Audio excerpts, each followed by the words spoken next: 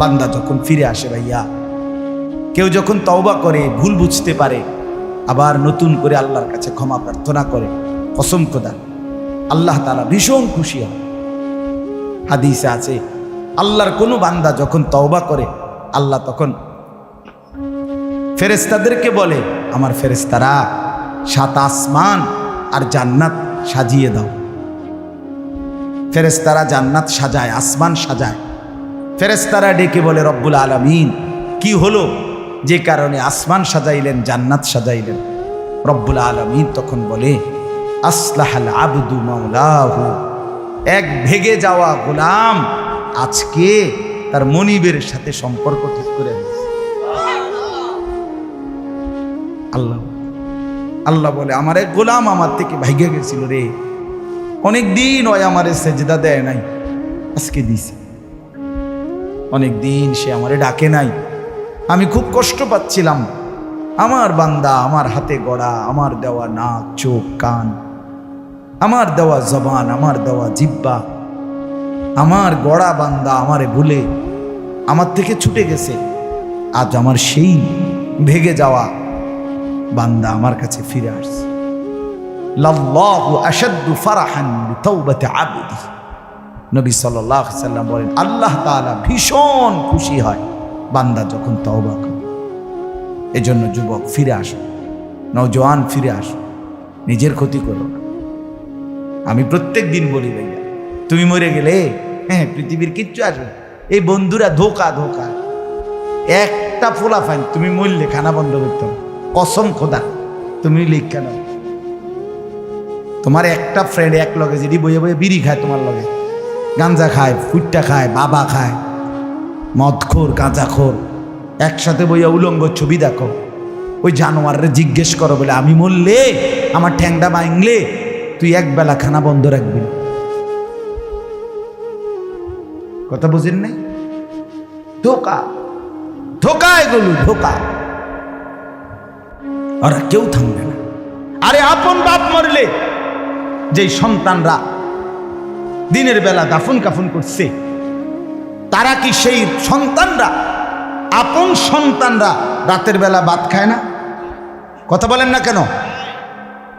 পাশের ঘর থেকে খানা রান্দাইয়ে আরো বেশি খায়, আরো একটু বুঝতো লাও, যেই কান্দাটা তুমি কাঁদছো আজগা কি ভাইয়া, তাইলে তাহলে আপন বাপ, তারপরেও তো সন্তান খানা খাচ্ছে, তোমার লেগে কাঁদবে কে? এর জন্য পৃথিবী আমাদের কারো জন্য থামবে না ভাইয়া, থামবে না। সামনের গাড়ি অ্যাক্সিডেন্ট করে, পেছনের গাড়ি অপেক্ষা করে না, পাশ কাইটা কাইটা চলে যায়। জ্যাম বাজ্যা গেলে আরো চিৎকার শুরু করে, আরে লোক মরে গেছে, আরে মরলে মরুক বেটা, রাস্তা ক্লিয়ার করতে কও। ঠিক কিনা বলেন না কেন? ধরে বেটা বেটা কেডা মরছে না মরছে বেটা, এর লেগে বুঝি মানুষের রাস্তা আটকায় রাখবে, মানে এই যুক্তি দেখা। তাহলে কেডা মরছে না মরছে মানে তোর মতো এক মানুষ মরছে। ঠিক কিনা বলেন না? তোর মতো এক সুস্থ সবল মানুষ মরছে বেটা, যে একটু আগে হাত নাড়তো, পা নাড়তো, সেই মানুষটা এখন রক্তে ভাসতেছে বেটা। পাত্তাও নাই, কিসের সময় কাম, কার হাতে সময়? সবাই মেশিনের মতো, যন্ত্রের মতো দৌড়াইতেছে। রাস্তায় দেখেন না সিএনজি, অটো কি করে সবাই, কারো হাতে সময় নেই। ঠিক কিনা বলেন? কে কাকে ঠেলিয়া যাবে, কারো হাতে সময়, কে কার জন্য থামবে। এই জন্য তুমি নষ্ট হয়ে গেলে বন্ধু, কেউ তোমারে ফিরাবার নাই। তোমার জন্য ভাববে কেউ, ডাকবে কেউ, কাঁদবে কেউ নাই। আরে আপন মা বাপের তো খবর নাই এখন। আপন বাপ সাইয়া রইছে, দেখে তার ফুতে আজকে 6 বছর 9 বছর এক ওয়াক্ত নামাজ পড়ে না, এবড়া বয়ে বয়ে বিড়ি খায়, বন খায়, চা দিয়া ভিজাইয়া খায়। এবারটার মাইছ না চাইতাম নামাজ পড়লে পড়ছে, না পড়লে রাতের ব্যাপার। বাবুরে টেহা দনে দিছে, টাকা দিলে খালাস। যদি সুতে টাকা দেয় বাপের কোনো অসন্তুষ্টি নেই, আর যদি টাকা না দেয় এবড়ার গজবে আল্লাহর আরশ কাঁপে। ফুতের উপরে লানত দিতে দিতে, অভিশাপ দিতে দিতে শেষ। কারণ টাকা দেয় না, টাকা দেয় না, পুরা গ্রাম হাইটা হাইটা তখন মানুষের কাছে বদনাম। এই ফোলাগারে মানুষ করছি আমি, এই ফোলার লাগিয়া জীবন যৌবন শেষ করছি, 12 লাখ টাকা সুদে লইয়া তারে আমি নিজে বিদেশ পাঠাইছি। কত বড় নিয়ামতের কথা। বেশরম মানুষ সুদে টাকা লই আবার মানুষের দ্বারে কও এত বড় হারাম কইরে আবার কইতেছ, হ্যাঁ 12 লাখ টাকা দিয়ে ফোলা বিদেশ ফেরাইছি আমি, কিস্তি লইছি আমি, সুদে লইছি আমি, আর অন ফোলাগাও একটা টাকা দেয় না। তার মানে সম্পর্কটা হয়ে গেছে এখন টাকা পয়সার ভিত্তি। আখেরাত কোথায়? আখেরাত কোথায়? আমার মা বলছিলেন, আজীবন আমার আব্বা বলতেন, আলহামদুলিল্লাহ আমার আব্বা, আমরা 5 ভাই মাদ্রাসায় পড়ছি, 5 ভাই আলেম হয়েছি। আব্বা আজীবন বলতেন, আমার স্বপ্ন আমার ছেলেরা 5 জন আলেম হবে, আমার কবরের পাশে চারদিকে আমার ছেলেরাই দাঁড়াবে। এই বছর আমরা ঈদের 2 দিন পরে বাবার কবরের সামনে মসজিদে গ্রামে মাহফিল করছি।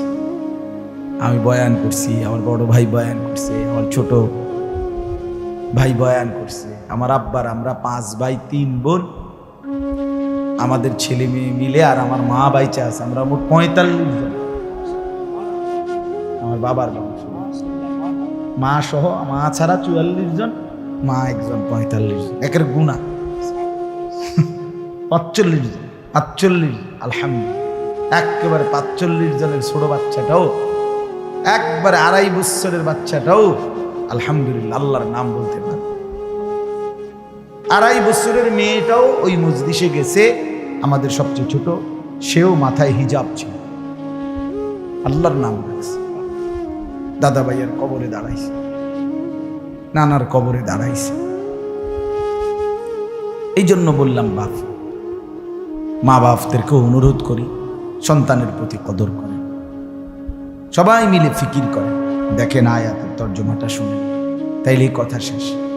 আল্লাহ তাআলা বলেন 25 নম্বর পারা কোরআনুল কারীমের 43 নম্বর সূরাটার, এই সূরার 7টা আয়াত, ব্যাখ্যা লাগবে না, শুধু তর্জমা শুনে তাইলেই বুঝবেন।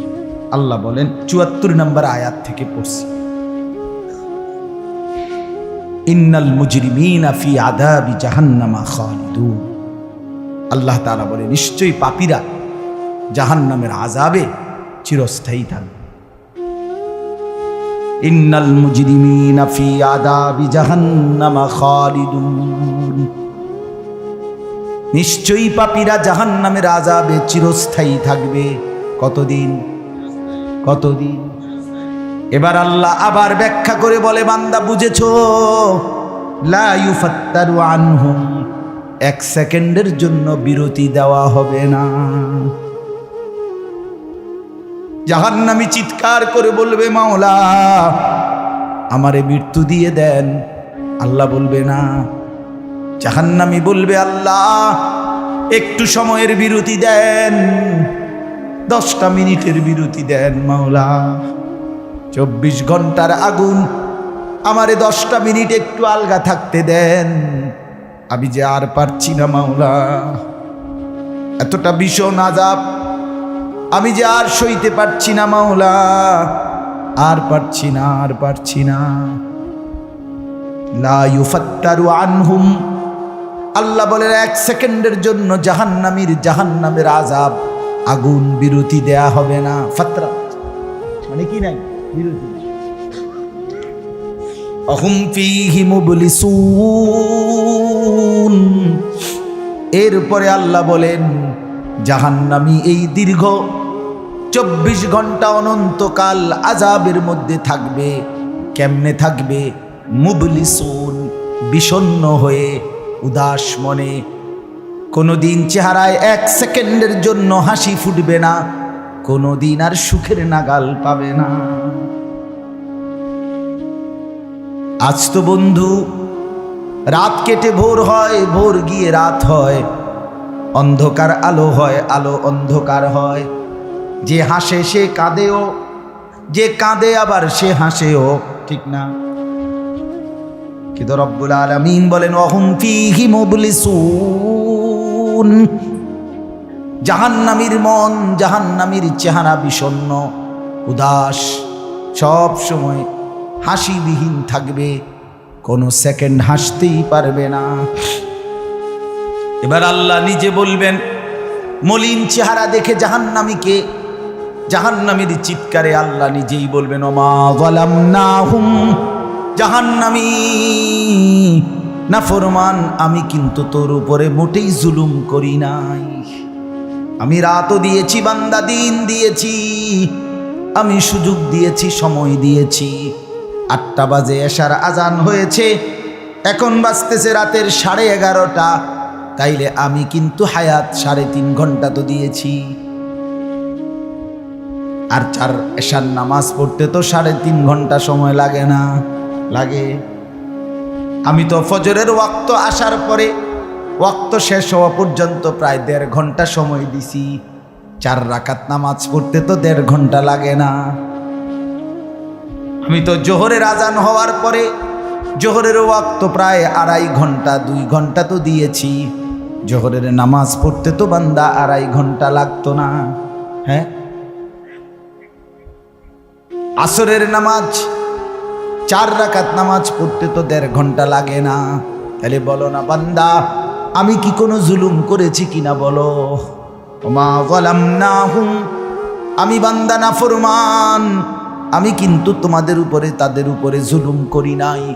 ওয়ালাকিন কানু হুমুজ জালিমিন।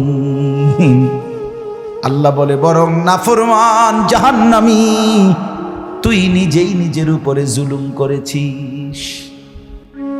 তুই আমার রাতকে গান বাদ্য আর সিনেমার নর্তকীর নাচ গান আর উলঙ্গ ছবিতে শেষ করে দিয়েছিস। তুই আমার দিনকে গুনাহ, সুদ, ঘুষ আর অবৈধ উপার্জনের পিছনে শেষ করে দিয়েছিস, নিজেই জুলুম। এবার শুনেন, এবার আল্লাহ তাআলা বলে জাহান্নামী, এবার শুনেন আল্লাহ যখন এটা বলবে, জাহান্নামী এই ভীষণ আযাবে একটা বিরতি নাই। এইবার জাহান্নামের ফেরেশতাকে ডাকবে। জাহান্নামের দায়িত্বে প্রধান যেই ফেরেশতা, ওনার নাম মালিক। ওনার নাম কি? মালিক ফেরেশতা। এই কোরআনে ওনার নাম ডাইরেক্ট এখানে আছে।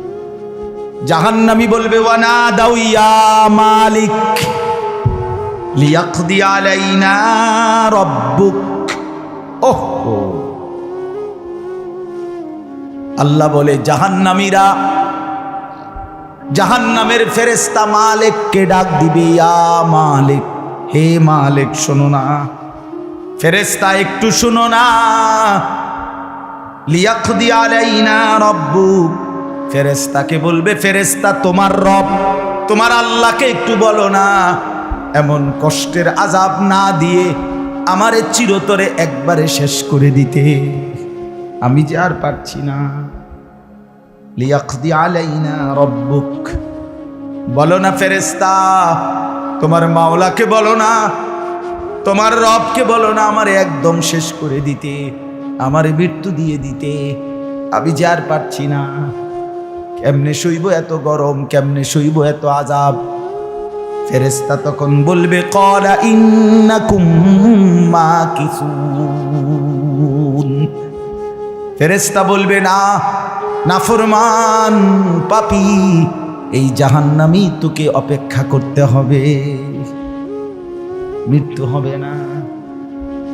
আল্লাহ বলবেন লাকাদ জিনাকুম বিল হক, আমি তো বান্দা সত্যের বাণী, সঠিক বাণী বারবার তোমার কাছে নিয়ে এসেছিলাম।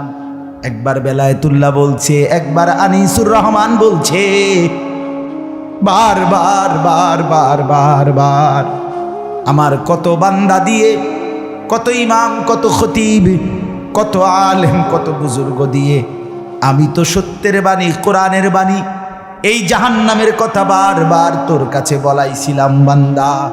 ওয়ালাকিন্না আকসারাকুম লিল হাক্কি কারিহুন, কিন্তু তোমরা তো অধিকাংশই আমার সত্যের আহ্বান, আমার কোরআনের আহ্বানকে অপছন্দ করেছ।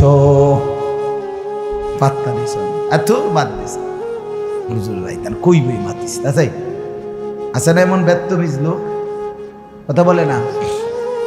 অনেক বুড়া মানুষও আছে, বুড়া মানুষ। আর রাখো হুজুররা যত কয় এত না, কিছু কইতে লাগলে বাড়াইয়াও কয় বেটা হুজুররা বেটা। কথা বলেন না কেন? আরে রাখ, আল্লাহ ভরসা বেটা, আল্লাহ ভরসা কিতা, আল্লাহ ভরসা কিতা মানে আল্লাহ কি, আল্লাহ কি হিসেবে ভরসা আমি এটা আবার বুঝাইয়া কর।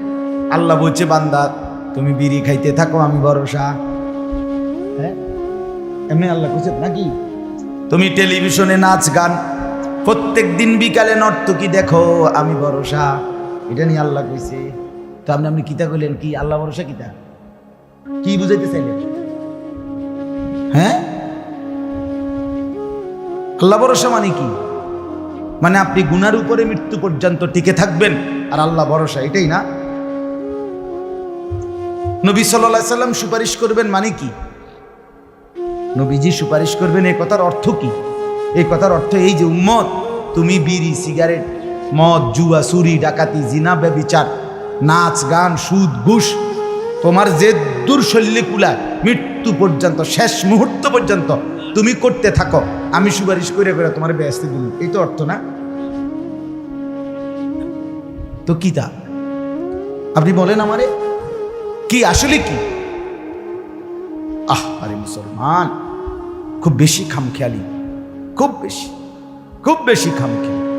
এবার দেখেন একটা শক্ত কথা আল্লাহ বলছে, আম আবরামু আমরান ফাইন্না মুবরিমুন।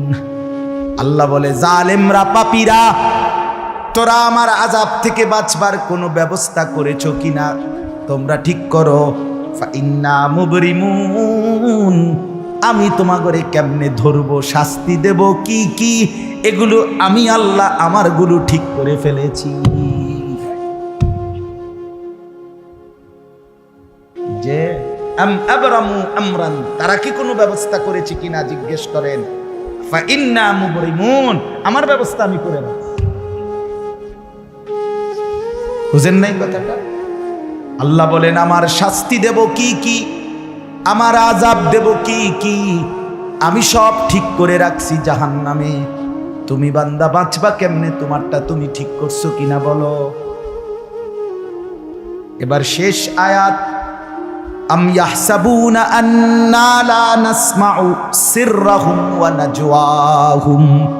আল্লাহ বলে নাফরমান পাপীরা জালেমরা দুশমনরা মনে করে আমি তাদের গোপন কথা অন্ধকারের গোপন পরামর্শ একেবারে চুপচাপ নিরিবিলি কথাগুলো আমি শুনতে পাই না। কারণ ইয়ারফোন লাগাই রাখছে না মা, কানের মধ্যে দুইটা বল্টু লাগাইলে তার আল্লাহ শুনে না, কথা কয় না।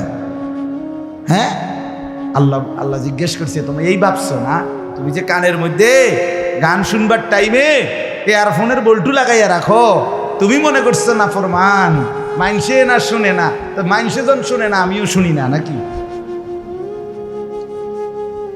জবাব দেন ওই যুবক, বলো না মিয়া। মাটির নিচে কিংবা অন্ধকারে অথবা একাকী কোনো গোপন জায়গায় তুমি যেই অসভ্যতা করছো, যেই ভিন নারীর সাথে কথা বলছো, বন্ধুদের অসভ্য আড্ডা দিচ্ছ, তুমি মনে করছো গ্রামের কেউ দেখে না, গ্রামের কেউ জানে না। আল্লাহ বলে তাহলে তুমি কি এই ভেবেছ যে আমি আল্লাহও জানি না? বালা, হ্যাঁ আল্লাহ বলেন আমি জানি, আমি শুনি, আমি দেখি। আর ওয়ারসুলুনা লাদাইহিম ইয়াকতুবুন, আমার পক্ষ থেকে মনোনীত ফেরেশতা ডান কাঁধে বাম কাঁধে তারা কিন্তু সাথে সাথে 24 ঘন্টা ইয়াকতুবুন লিখতেছে লিখতেছে লিখতেছে কি না বলেন? ডান কাদের আর বাম কাদের ফেরেশতাকে তুমি তোমার থেকে আড়াল করবা কেমনে? বলেন না কেন? কেমনে আড়াল করবেন? সুযোগ আছে কারো? আল্লাহ আমাদেরকে বুঝ দান করে।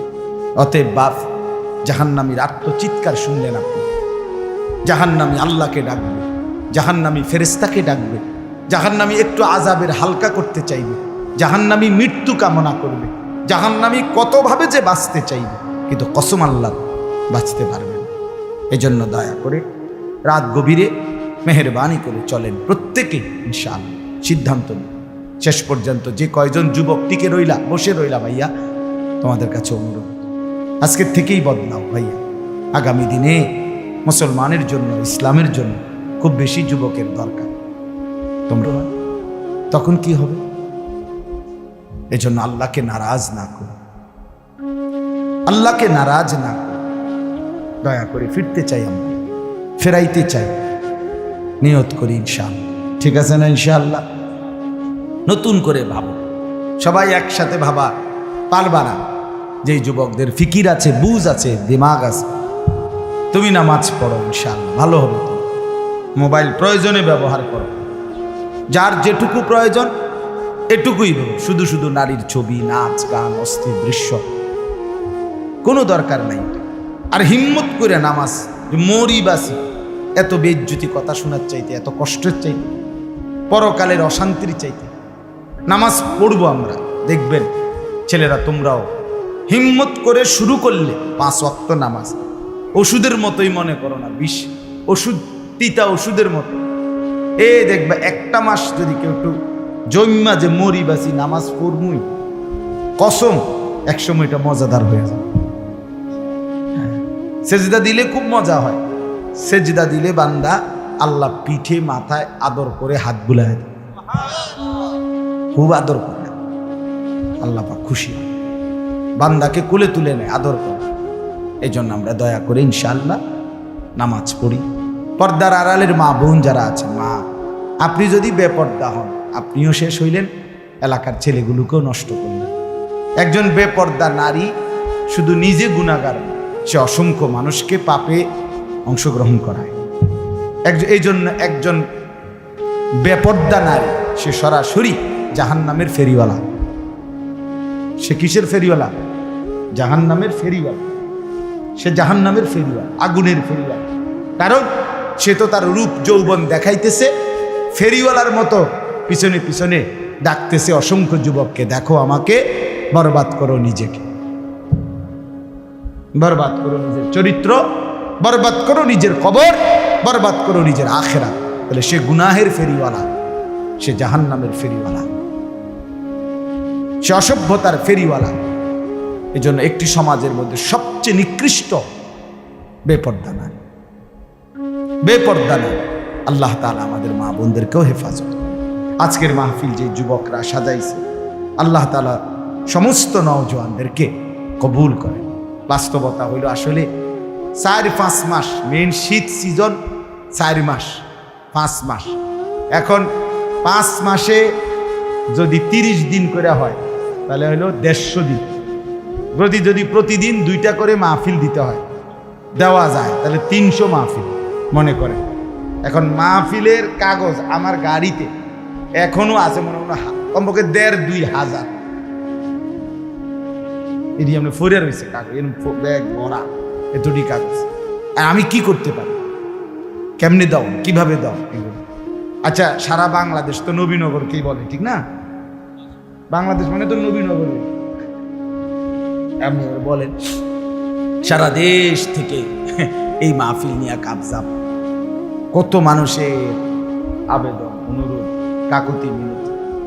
এরপরও আমাদের এই মুফতি বেলায়েতুল্লাহ সাহেব এবং আমাদের এই নবীনগর এসআর মসজিদের ইমাম মকবুল ভাই, মৌলানা মকবুল সাহেব, এরা সবচেয়ে বেশি মাহফিলেই, কম না আলহামদুলিল্লাহ। আমি চেষ্টা করছি, ওনাদেরকে অনেকগুলো মাহফিল দিচ্ছি, আরও দেওয়ার ফিকির আছে, কিন্তু আসলে সময় একদমই অল্প। মূলত খুব বেশি ডেট নাই, কুলাম যায় না।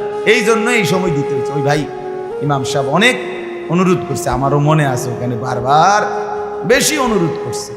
এই জন্য যাক, আল্লাহর দয়া আশা হয়েছে। আমি আপনাদের জন্য দোয়া করি, আপনারাও আমার জন্য দোয়া করবেন। আল্লাহ তাআলা আমাদের সবাইকে মিলে মিশে দ্বীনের কাজে অংশগ্রহণ করার তৌফিক দান করেন। আমিন।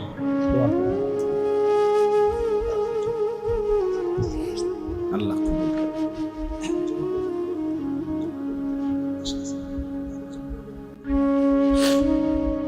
অনেক কষ্ট করে প্রবাসী যে বিদেশি ছেলেরা, আমি নিজ চোখে দেখি। এইবারও আমি উমরায় গেছি, যে রমজানে, এই রমজানে আমি প্রবাসী ভাইদের রোমে রোমে গেছি, বয়ান করছি। 12 জন, 14 জন, 16 জন, 20 জনের রুম, হালাকা। এবার বেলায় যে হালাকা কাকিয়া, ওখানে গিয়ে বয়ান করছি। এবার এই আমগো প্রবাসী বাংলাদেশি ভাই, আর এই অনেক কষ্ট করে, 12 ঘন্টা 14 ঘন্টা ডিউটি করে। হ্যাঁ, এরপরে আপনার এই ছোট্ট একটা রুমের মধ্যে 14 জন 16 জন একসাথে ঘুমায়, নিজেরা রান্না করে খায়, নিজেরা ঠিক আছে, কথা হবে ইনশাআল্লাহ। হ্যাঁ, এই জন্য এরা অনেক কষ্ট করে। এই কসবার এক ছেলে, আমি এক মাস এবার আমার এইবার রমজানে জড়ায় ধরা আমার কানছে অনেক, বিদেশ মক্কায়। ছেলেটা আমারে বলতেছে, হুজুর আমি 8 বছরে আজকে বিদেশ করি, এই 8 বছরে কোনোদিন এই বিদেশে একজন ভালো ডাক্তার কোনো শরীরে কোনো রোগ সুখের জন্য দেখাইনি। কয়েকজন ডাক্তার যদি দেখাই তাহলে হেরার যে ওষুধ টষুধ দিবে আমার 15-20 হাজার টাকা চলে যাবে খরচ। কয় তাইলে আমি বাড়ির টাকাটা পাঠাবো কেন? কয় এই জন্য ব্যথা বেদনার একটা ট্যাবলেট খাইয়া পইরা থাকি হুজুর, আর এই কলজার মধ্যে জমাইয়া টাকাগুলো সব বাড়িতে পাঠায়। ছেলেটা আমারে খুব কাঁদছে, আমার পোলাটার কথা মনে হয়। সে আমারে বলছে, হুজুর আমি আজকে 8 বছরের কসম আল্লাহ, কয় এই মক্কায় বলতেছি, কয় সুখ নিজের আনন্দ বলতে কি জিনিস আমি আজকে 8 বছরে কোনোদিন দেখিনি। সবটা দিয়ে দিছি পরিবারের জন্য, মানে বাড়িতে, শুধু কোনো রকম মানবেতর কোনো রকম মানে কোনো রকম জিন্দিগিটা কাটাই, বিদেশে পড়ে আসি আমি।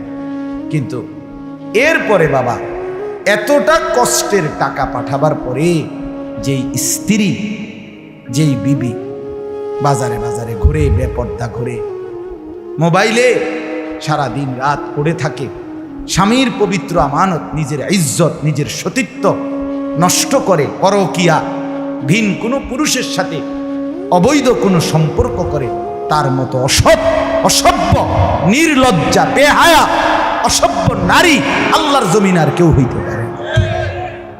তোর জন্য বেটি, তোর ছেলেটার জন্য, বাচ্চাগুলোর জন্য এই ছেলেটা, এই পুরুষটা আজকে 6টা বছর, 8টা বছর, 12টা বছর বেটা বিদেশের জমিনে পড়ে আছে, আর বিনিময়ে তুই নিজের জিন্দেগি নষ্ট করে দিলা, স্বামীর পবিত্র আমানত নষ্ট করে দিলা তুমি। এই জন্য দয়া করে আমার কথাটা যদি একটু শক্ত হয় মাফ করে দিয়ে আমার, কিন্তু প্রবাসীর বিবিদেরকেও বলি, বোন দয়া করে নিজের ইজ্জত, আব্রু, সতীত্ব, নিজের চরিত্রের হেফাজত কষ্ট করে হলেও, আপনার জন্য স্বামী বেচারা কষ্ট করে, আপনিও তার জন্য কষ্ট করেন, মিলেমিশে সবর করিলে, চরিত্রের হেফাজত করিলে একদিন দুইজনই জান্নাতি হবে।